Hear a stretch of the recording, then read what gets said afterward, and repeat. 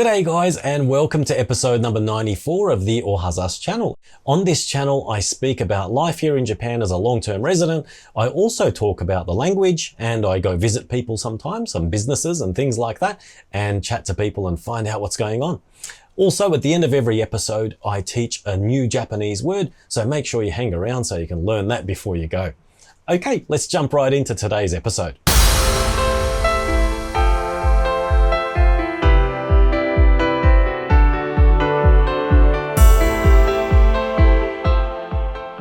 Today, I'm going to take you to a place in Hokkaido called Nibutani Kotan, where the traditions of the Ainu people are preserved. By the way, it was the first time for me to get the ferry to Hokkaido, and that was a lot of fun. So I'm going to make a separate video about that journey. So make sure you're subscribed so you can get a notification about that when it comes up.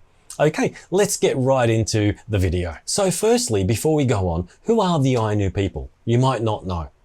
The Ainu are the indigenous people of northern Japan. They've lived closely with nature for a very long time. They have traditions with hunting and fishing and have a deep respect for the natural world. Their unique language, crafts and spirituality have faced problems in the past. But today, in places like Nibutani Kotan, they thrive. Here, you'll find traditional houses, artisan workshops, museums and more. Over the next few minutes, join me as I explore the Nibutani Ainu Culture Museum as well as the Shigeru Kayano Museum across the road, all accessible with a handy combo ticket, which I'll explain shortly. So as you arrive, you'll see that there's this large park area and you'll see some huts. Inside the huts, there are artisans doing things like sewing, wood carving, and singing traditional folk songs.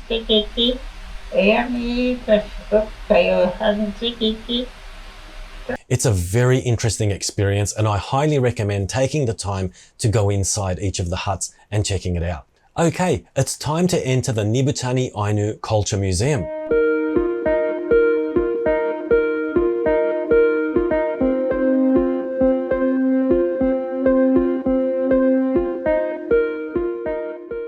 This place opened in 1992 and it contains about 1,000 items. So I mentioned a combo pass earlier. The admission to this museum is actually reasonable anyway at only 400 yen. But with the combo pass, which is 1,050 yen, you get admission into this museum, the Shigeru Kayano Museum across the road, which I think I mentioned earlier, and it includes entry into the local hot spring, which even has a rotemburo, which is an outdoor bath. It's bloody amazing, really good value, and honestly, I highly recommend taking that if you visit this area. So in this main museum, you'll see that there are several sections. There is clothing, there are ceremonial objects, there are boats carved out of wood, and all kinds of things, footwear, you name it. Everything is in here from daily life to, rituals, religious rituals and all that kind of stuff. Really worth taking your time and soaking it all in. By the way, you can actually get inside this boat like I did over here. I didn't break any rules if anyone's sort of getting ready to put a comment down below.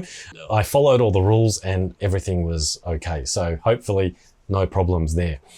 To be honest, I wasn't expecting such an impressive display. It really blew me away. It doesn't disappoint. Next, we're going to go to the Shigeru Kayano Museum. This place opened in 1992 and has over 1,000 artifacts. They even have artifacts from indigenous people all around the world.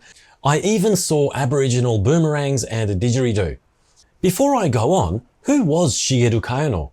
He was a key Ainu leader and activist.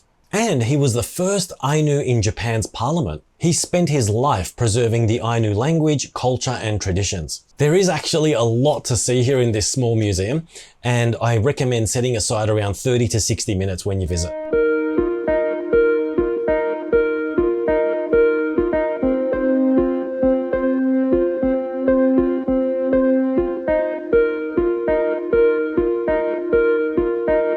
Okay, so that was Nibutani Kotan and some info about the area. So make sure you check it out if you're planning to visit Hokkaido. Okay, that brings us to the end of the video. And as I promised, it's time to learn a new Japanese word. Today's word is related to the hot spring. And I think I already said it, so sorry. It's rotemburo, which means outdoor bath. okay? And I actually use that word quite a bit. When I ring up an onsen or if I ask someone, I always make sure to ask, do they have a rotemburo? Rotemburo arimasu ka? Because if it doesn't have one, I'm going to look for one that does. Anyway, thanks for tuning in. By the way, if you want to see everything from my channel, you can see it on my website as well at ohazassu.com. And if you want to support me, please subscribe and like the video, and make sure you share it with your friends as well if you have any friends who are interested in Japan. Okay, that's all from me for today. I'll see you guys soon in the next video. Bye for now.